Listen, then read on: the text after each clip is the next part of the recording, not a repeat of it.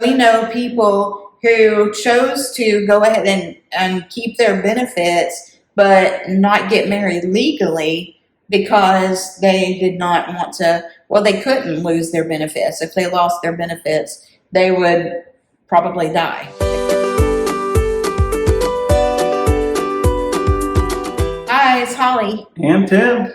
And today we're going to be talking about something we've encountered on an ongoing basis. And it's a question that a lot of people have when it comes to people with disabilities, and it has to do with income. There are some common misconceptions when it comes to people with disabilities and employment or income. If you're disabled, you get paid for nothing, so you must be really milking the government, aren't you? I know, Uncle Sam has just got us rolling in the dough over here. No, seriously, there are some serious misconceptions. And one is that, and it's not even just in terms of income, but it has to do with just the notion of disability in general, and that if you don't have a visible disability, then you aren't disabled, right? Mm-hmm. If you can't see it, it's not real, right? Yeah, exactly.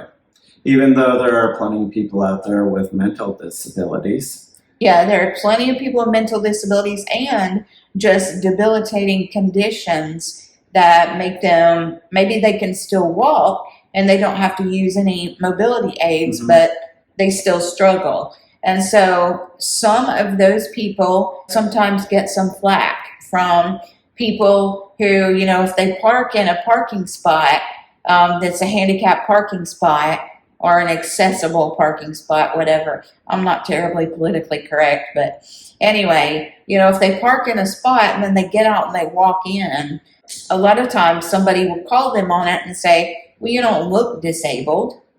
Because, of course, they're the disability police. Yep, the disability police. So, but the truth is, maybe that person has a very real condition.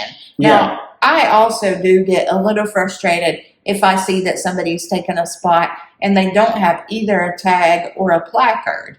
If they're just blatantly parking in the spot with no real indicator, that bugs me. Yeah. But if they have a tag, I don't care. If they're walking, it means they need that spot. Yeah, exactly. So what does that have to do with income? Not a lot, but it sort of leads to the next thing. And that is that sometimes people with disabilities that are what we would call invisible, they are sometimes able to receive disability income.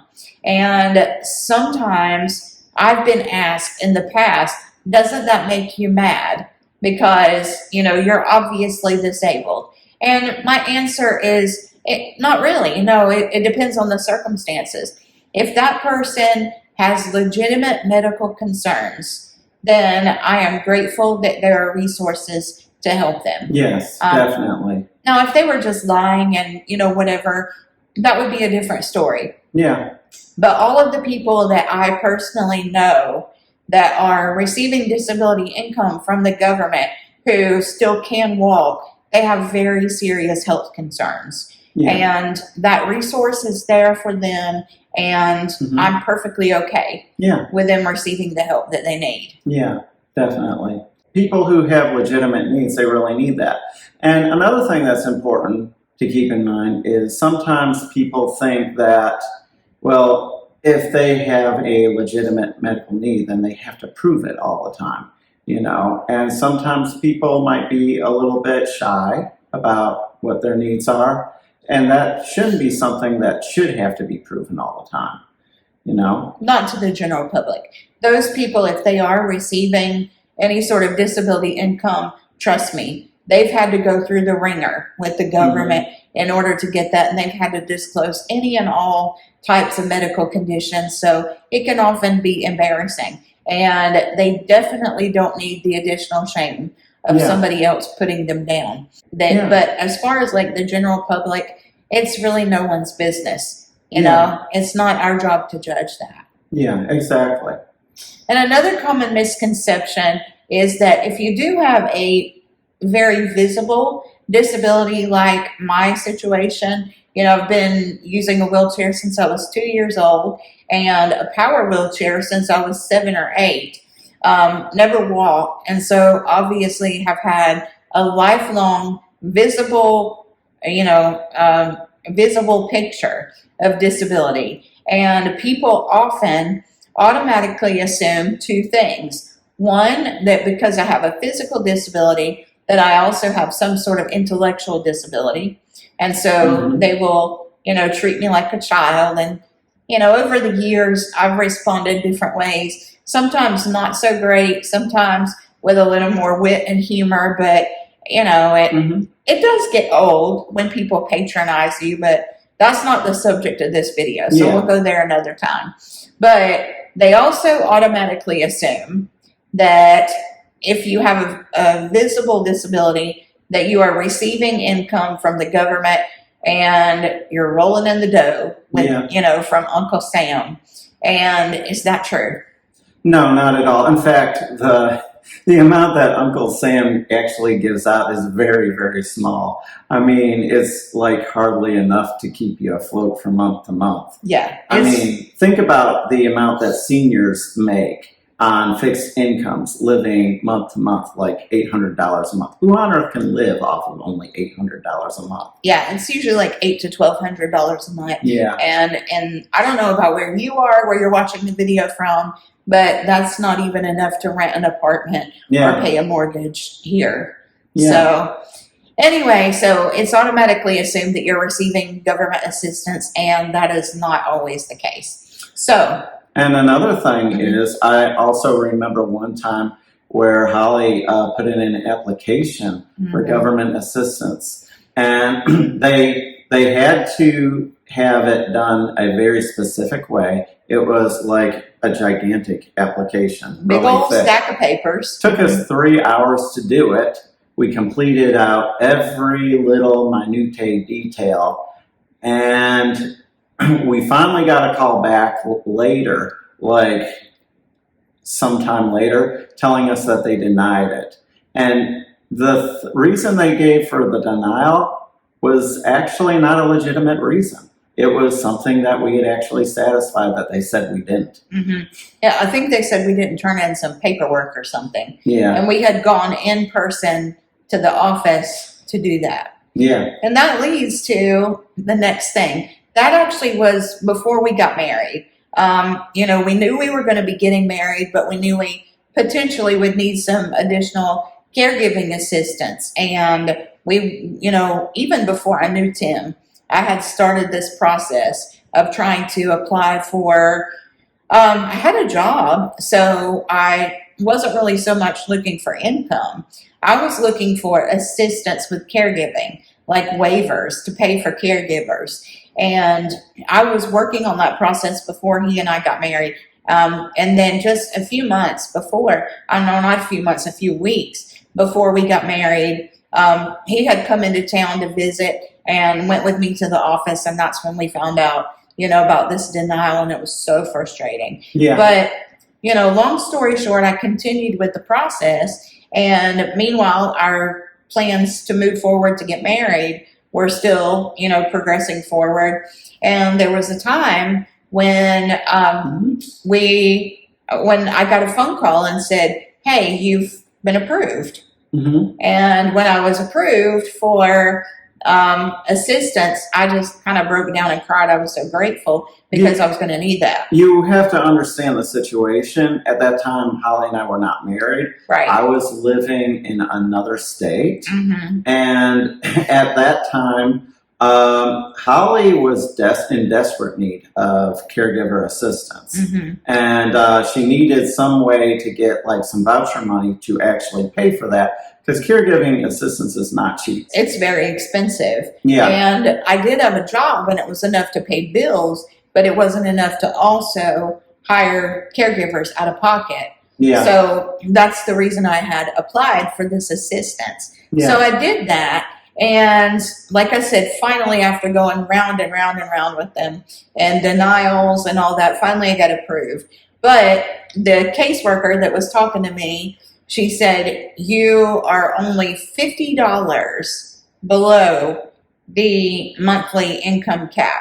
So if you ever receive any increase in your income, then you will instantly become ineligible again." And that made me disappointed because I think it was like the next month or maybe the next week you were offered a raise. Well, actually, I had just been offered. It was right about the same time. Yeah. I had just been offered a raise or received a notification from my job that I was going to be receiving a COLA, which is a cost of living adjustment. And I was so excited about that. And then I was like, oh, wait a minute. So I was approved based on the income before the COLA. So I said, if I take this raise, she said, you'll be ineligible. And I said, okay, well, I'm about to get married. What about my husband's income? Will that count against me? And she said, if you're engaged and about to get married, then your husband's income will absolutely bump you over the limit.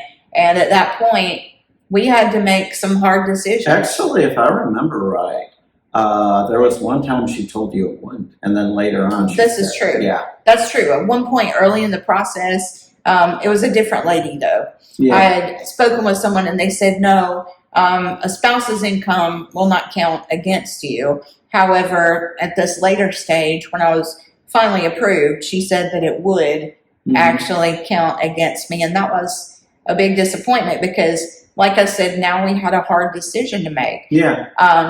And that was whether we were going to accept the services from the state and either live together, which, we're not judging anyone else. Whatever you do is your business. But for us, we didn't want to live together. That's against our personal morals and beliefs. We didn't want to do that.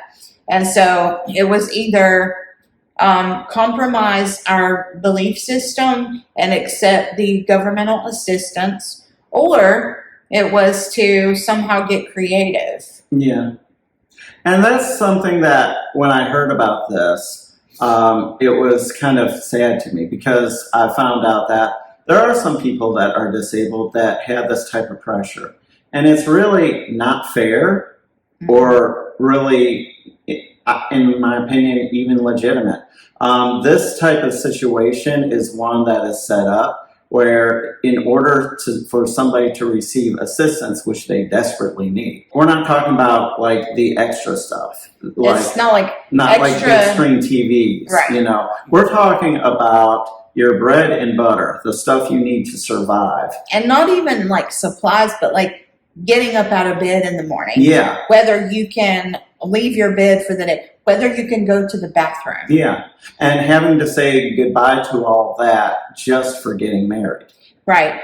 And so then that leads to what, a lot of people have had to do. This marriage penalty, as it's caused, makes a lot of people have to compromise what they believe. And so a lot of people that I know, and again, I'm not judging because, I faced that situation. And I would encourage you not to judge either. Yes, please don't. Because it's very, very easy to say, well, those people are not obeying the letter of the law. But the reality is sometimes the law is wrong. That's true. And when the law is unjust, you have to find ways to achieve justice some other way. And when we're talking about law, we're talking about man's law. God's law is not always, God's laws. Yeah, yes. God's law is always just. But every law should be fair, to every person that's involved. Right, right. And so we know people who chose to go ahead and keep their benefits, but not get married legally because they did not want to, they couldn't lose their benefits. If they lost their benefits, they would probably die because they wouldn't get the care that they needed or have the assistance that they needed. And so what they would do is, in some cases, they would have a private ceremony, with just family and friends, and maybe even a pastor will marry them privately, but not file it with the state. And that's hard. And we faced that decision ourselves. Now, for us, our ultimate decision was to say no to the governmental assistance because it just wasn't right for us at the time. And we went ahead and got married publicly and openly. Yeah. Yeah. And well, it was a private ceremony, but right. We made our marriage public. Right. We didn't try to hide it from the government. It was officially filed, and you Yeah. know, and it still is that way. Yeah. So I had, after I was faced with the decision of not getting a raise ever again, or I would go out of the boundaries of eligibility. So I had reached out to my department head and said, can I not get the raise? Like, can I just keep my salary as it is right now? Which is stupid. It just makes no sense to have to do that. But that was my only option at the time. So I had reached out to him and said, can I keep my income the same and not take the raise? And he was like, okay. And I said, I know it's probably the only time you've ever been asked that question. Can you not give me a raise? But they agreed to, not do that on some level. And so I had relayed to the caseworker that, okay, I got that all ironed out, but there was still this issue with the marriage. And when we made the decision to go ahead and move forward with the marriage legally and openly, publicly, and not accept the governmental assistance, I went back to my department head and said, hey, that thing that I was saying about no raises, just kidding. Can I please still have it? I made a different decision. So I ended up getting my raise. Yeah, fortunately, they were gracious about that. I thought that was nice. Right. And so since then, we have, before then, I was not getting assistance. And since then, I no longer, I don't receive any governmental assistance. Yeah. So a lot of people are surprised when they find out that I have a job, because obviously I can't move a whole lot. A lot of times people define disability that way. If you have a job, you're not disabled. You know? Even though it's very obvious that Holly here is disabled. Right. I mean, you can't fake all this, right? Yeah, and do it day after day. Right. I mean, for years. That would be a pretty consistent lie right there. Yeah, and how's she going to fool me? Right. I see everything she does. Right. If she's going to twitch her leg, I can see that. Yeah. Yep. It's not happening. So that leads to the question of, okay, so you can work. What do you do? I get that question so frequently, don't I? Yes. Yeah. So what I do, for those of you, thank you. You're welcome. For those of you who do know, this is old news, but for those of you who don't know, I am an instructor at a local university. It's actually a state university, and I won't mention the name of it because I didn't ask permission if I could or whatever. I think it would probably be fine, but at any rate, I actually did just get a promotion. So my title is principal lecturer at this university, and I just finished my 25th year. Yeah, kudos. I've been teaching for 25 years and just started my 26th. So that's what I do. That's my, my main job. That's as I call it, my day job, because I've always kind of had side hustles too. But that's my day job. And do you work? Yeah, I do work. Yes. I work in customer service right now. I actually just got graduated from college, and at that time, right at the end, I was going to college full time. So afterwards, I really wanted to try to find a job as soon as possible. I got one in customer service. However, my ultimate goal is to try to help do leadership in a nonprofit organization. Right. That's our ultimate goal, is to start a nonprofit organization. We've already started some of the basics. Can you push that little hair back? Yeah. Thank you. See, I faked that, right? But anyway, so we've already started some of the basic planning and paperwork, but we have a lot to go before it is an official thing. But at any rate, that is our ultimate goal. And he's going to use his leadership and management skills to, lead the way with that as we start. Yeah. But for now, we're both fortunate, blessed. I think it's more than just fortune. I think it's blessing that we get to work from home. When COVID happened, I was already working from home.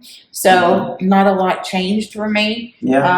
And so there was that blessing as well. And he was able to work from home Yeah. as well. So we both have our separate offices here at the house, so we don't get in each other's hair.